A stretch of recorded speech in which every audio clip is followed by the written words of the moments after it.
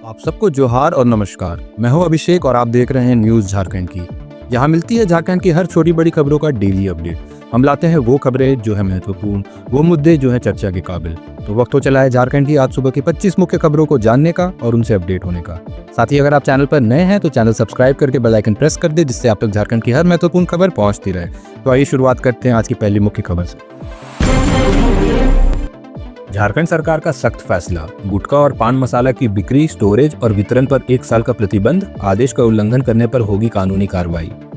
झारखंड में गुटखा और पान मसाला की बिक्री, निर्माण, स्टोरेज और वितरण पर पूरी तरह से प्रतिबंध लगा दिया गया है।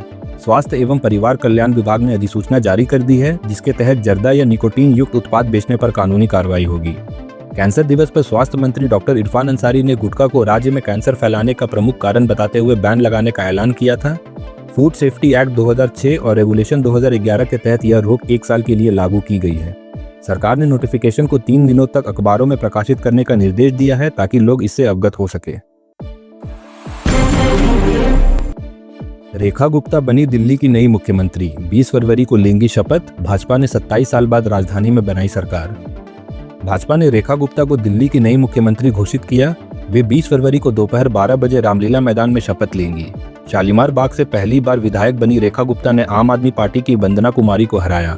भाजपा ने 27 साल बाद दिल्ली में सत्ता हासिल की, जहां 70 में से 48 सीटें जीती। शपथ समारोह में पीएम मोदी समेत कई बड़े नेता शामिल होंगे। भाजपा प्रदेश प्रवक्ता रमाकांत महतो का हेमंत सरकार पर बड़ा हमला, कहा अबुआ दिशुम अबुआ राज नहीं बल्कि अबुआ दिशुम दिकू राज लागू कर बाहरी लोगों को नौकरियां बेच रही सरकार, झारखंडी युवाओं के साथ हो रहा अन्याय। भाजपा प्रवक्ता रमाकांत महतो ने हेमंत सरकार पर गंभीर आरोप लगाते हुए कहा कि सरकार बाहरी लोगों को नौकरियां बेच रही है और झारखंडी युवाओं को वंचित कर रही है। उन्होंने दावा किया कि जेएसएससी समेत सरकारी भर्तियों में 75% से अधिक बाहरी अभ्यर्थी हैं और सभी नियुक्तियों में धांधली हुई है। पेपर लीक से लेकर कोर्ट की अवहेलन तक सरकार की नीयत पर सवाल खड़े हो रहे हैं। महतो ने हेमंत सरकार को चुनौती देते हुए कहा कि सरकार श्वेत पत्र जारी कर बताए कि अब तक कितने झारखंडी युवाओं को रोजगार मिला। हजारीबाग के बड़का गांव में अडानी कोल परियोजना के खिलाफ 670 दिनों से जारी विरोध। ग्रामीणों ने विरोध के प्रतीक स्वरूप बनाया शिव मंदिर, सरकार पर फर्जी ग्राम सभा से मंजूरी दिलाने का लगाया आरोप। हजारीबाग के बड़का गांव में अडानी कोल परियोजना के खिलाफ ग्रामीणों का 670 दिनों से विरोध जारी है। विरोध के प्रतीक के रूप में उन्होंने शिव मंदिर बनाया और इस महीने प्राण प्रतिष्ठा समारोह आयोजित करने का निर्णय लिया है। ग्रामीणों ने सरकार पर फर्जी ग्राम सभा के जरिए परियोजना को मंजूरी दिलाने का आरोप लगाया है और किसी भी हालात में अपनी जमीन न देने का संकल्प लिया है।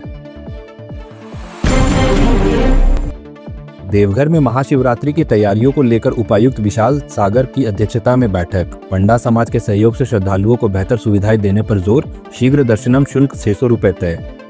देवघर उपायुक्त सह जिला दंडाधिकारी विशाल सागर की अध्यक्षता में महाशिवरात्रि की तैयारियों को लेकर पंडा पुरोहित समाज के प्रतिनिधियों के साथ बैठक आयोजित हुई। बैठक में शिवरात्रि और शिव बारात के दौरान की जाने वाली व्यवस्थाओं पर चर्चा की गई। उपायुक्त ने श्रद्धालुओं को बेहतर सुविधाएं देने और सुरक्षित जलापन सुनिश्चित करने पर जोर दिया। शीघ्र दर्शनम का शुल्क 600 रुपये तय किया गया, जिस पर सहमति बनी। साथ ही मंदिर प्रांगण में बिजली व्यवस्था सुधारने और शीघ्र दर्शनम कूपन को सुगम बनाने के निर्देश दिए गए। झारखंड में रेलवे प्रशासन पर राजद नेता कैलाश यादव का गंभीर आरोप, बिना सूचना घर तोड़ने और बिजली कनेक्शन काटने पर जताया विरोध। पुनर्वास की मांग को लेकर कल होगा प्रदर्शन।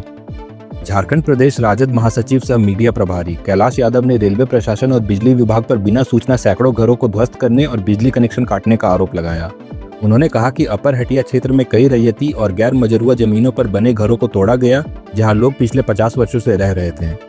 उन्होंने इसे अन्यायपूर्ण कार्रवाई बताते हुए कहा कि बिना पुनर्वास व्यवस्था के लोगों को बेघर करना अमानवीय है। राजद ने चेतावनी दी कि इस कार्रवाई के खिलाफ कल स्थानीय लोगों के साथ विरोध प्रदर्शन किया जाएगा। गोड्डा से प्रयागराज महाकुंभ स्नान के लिए श्रद्धालुओं की भारी भीड़, ट्रेन में जगह नहीं मिलने से अफरा तफरी, पुलिस को भीड़ संभालने में हुई भारी मशक्कत। गोड्डा से प्रयागराज जाने वाले श्रद्धालुओं की भारी भीड़ मंगलवार शाम से ही स्टेशन पर उमड़ पड़ी। साप्ताहिक ट्रेन पकड़ने के लिए लोग 16 घंटे पहले ही पहुंच गए, जिससे स्टेशन खचाखच भर गया। बुधवार सुबह 10:10 पर ट्रेन आते ही अफरा तफरी मच गई और कुछ ही मिनटों में बोगियों भर गई। पुलिस और रेलवे अधिकारियों के अनुरोध के बावजूद श्रद्धालु ट्रेन में चढ़ने की कोशिश करते रहे। भारी मशक्कत के बाद ट्रेन करीब 1 घंटे की देरी से रवाना हुई, जबकि कई श्रद्धालु निराश लौट गए। लातेहार में स्वच्छ भारत मिशन के तहत 10 दिवसीय SLRM प्रशिक्षण कार्यक्रम शुरू। मंत्री योगेंद्र प्रसाद बोले, लातेहार बनेगा राज्य का पहला मॉडल जिला। लातेहार के टाउन हॉल में स्वच्छ भारत मिशन के तहत 10 दिवसीय solid and liquid resource management प्रशिक्षण कार्यक्रम का शुभारंभ हुआ।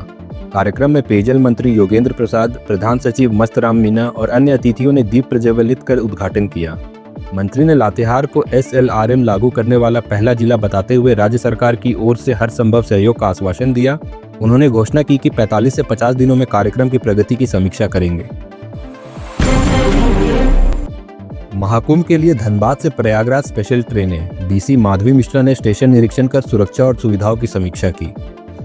महाकुंभ को देखते हुए धनबाद से प्रयागराज के लिए स्पेशल ट्रेनें चलाई जा रही हैं। बुधवार को डीसी माधवी मिश्रा ने रेलवे स्टेशन का निरीक्षण कर यात्रियों की सुरक्षा व सुविधाओं का जायजा लिया।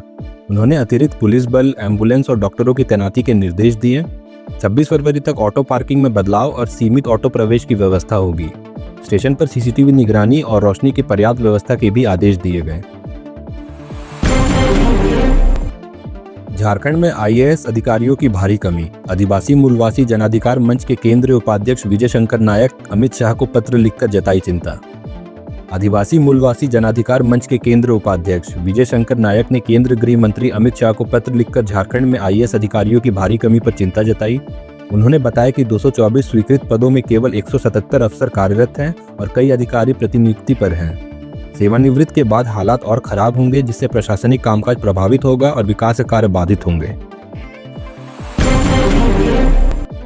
Jaduguda football tournament. घाटशिला की लाहा फुटबॉल एकेडमी और झकास एंड झकास टीम फाइनल में। 23 फरवरी को खिताबी मुकाबला।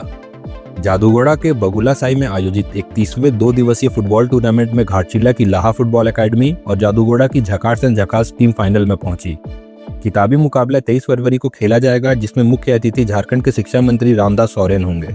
3 राज्यों की 16 टीमों ने भाग लिया, जबकि टूर्नामेंट को सफल बनाने में क्लब के सदस्य पूरी तरह जुटे हुए हैं।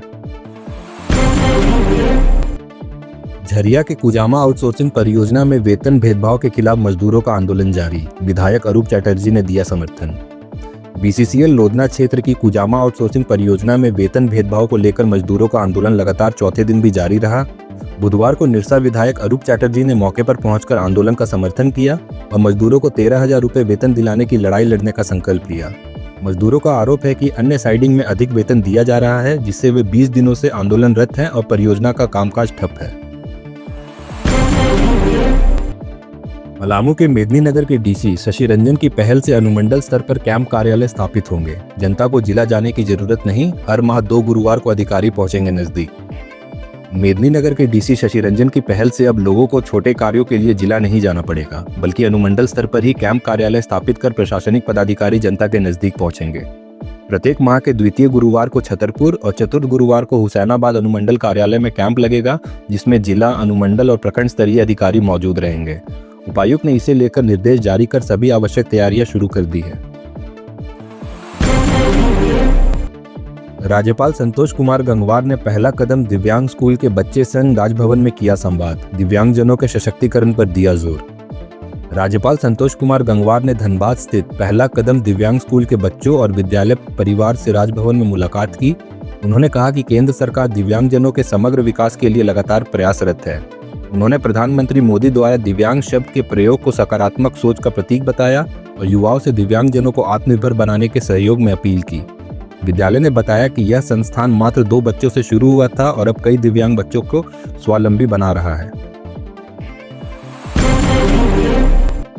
रामगढ़। गर्मी में जल संकट से निपटने के लिए जिला प्रशासन सक्रिय। उपायुक्त की अध्यक्षता में जल एवं स्वच्छता समिति की बैठक में अभियान मोड में काम करने का निर्णय।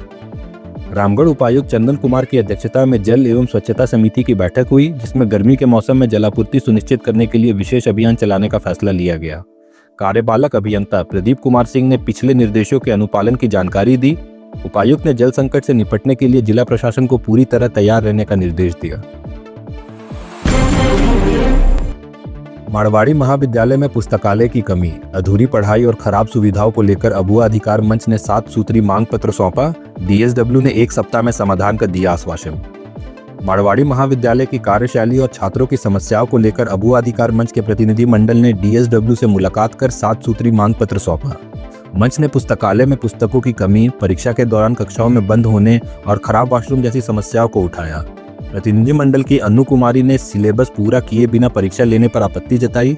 डीएसडब्ल्यू ने सभी समस्याओं के समाधान का 1 सप्ताह में आश्वासन दिया है। पलामू पुलिस का अवैध अफीम खेती पर शिकंजा। छतरपुर, पिपराटांड और पाकी थाना क्षेत्रों में कई एकड़ में लगी फसलें नष्ट। पलामू पुलिस द्वारा अवैध अफीम खेती के खिलाफ लगातार अभियान चलाया जा रहा है। छतरपुर थाना क्षेत्र के बैरगाय जंगल में 4 एकड़, पिपराटांड थाना क्षेत्र में 10 कट्ठा और पाकी थाना क्षेत्र के जाजो एवं पोरसम में 5 एकड़ में लगी अफीम की फसलें नष्ट की गई।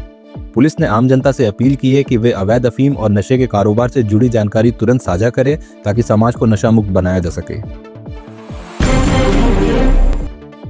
बोकारो थर्मल प्लांट में टेक्नो कंपनी के खिलाफ विस्थापितों का प्रदर्शन। प्लांट गेट पर अधिकारियों को रोका, विस्थापितों को काम देने की मांग। बोकारो थर्मल प्लांट में कार्यरत टेक्नो कंपनी के खिलाफ विस्थापित बेरोजगारों ने आजसू के बैनर तले जोरदार प्रदर्शन किया। प्रदर्शनकारियों ने प्लांट गेट पर कंपनी अधिकारियों को अंदर जाने से रोक दिया और प्रबंधन के खिलाफ नारेबाजी की। गिरिडीह सांसद चंद्रप्रकाश चौधरी के प्रतिनिधि जितेंद्र यादव के नेतृत्व में हुए प्रदर्शन में आरोप लगाया गया कि टेक्नो कंपनी पुराने मजदूरों को हटा रही है और विस्थापितों को रोजगार नहीं दे रही। उन्होंने प्रबंधन से विस्थापितों को प्राथमिकता देने की मांग की, अन्यथा आंदोलन तेज करने की चेतावनी दी। रामगढ़ के मांडू प्रखंड के बड़की डुंडी में बिरसा सिंचाई कूप योजना में अनियमितता। उपायुक्त ने राशि वसूली का दिया आदेश। रामगढ़ जिले के मांडू प्रखंड के बड़की डुंडी गांव में मनरेगा की बिरसा सिंचाई कूप संवर्धन योजना में अनियमितता सामने आने पर उपायुक्त ने राशि वसूली का आदेश दिया है। बीडीओ, प्रखंड कार्यक्रम पदाधिकारी, रोजगार सेवक, पंचायत सेवक और मुखिया से स्पष्टीकरण मांगा गया। योजना में कम मानव दिवस सृजित कर अधूरे कार्य का भुगतान किया गया था, जिसे लेकर 2 दिनों में जवाब देने को कहा गया है। गिरिडीह के गावा बीडीओ ने पीडीएस डीलरों के साथ बैठक कर संपन्न लोगों के राशन कार्ड सरेंडर कराने के दिए निर्देश। नियमों के उल्लंघन पर कार्रवाई की चेतावनी। गावा बीडीओ महेंद्र रविदास ने पीडीएस डीलरों की बैठक कर संपन्न लोगों के अवैध रूप से बने राशन कार्ड सरेंडर कराने के निर्देश दिए। मार्केटिंग अफसर प्रदीप राम की मौजूदगी में बीडीओ ने डीलरों से संपन्न कार्ड अधिकारियों की सूची तैयार कर गरीबों को राशन कार्ड का लाभ देने को कहा। उन्होंने चेतावनी दी कि लापरवाही करने वाले डीलरों पर कड़ी कार्रवाई होगी। तो ये थी झारखंड की आज सुबह की 25 मुख्य खबरें। ऐसे ही झारखंड की सभी महत्वपूर्ण खबरों को जानते रहने के लिए हमारे न्यूज चैनल को सब्सक्राइब कर बेल आइकन दबा दें। तो मिलते हैं शाम 5 बजे। धन्यवाद।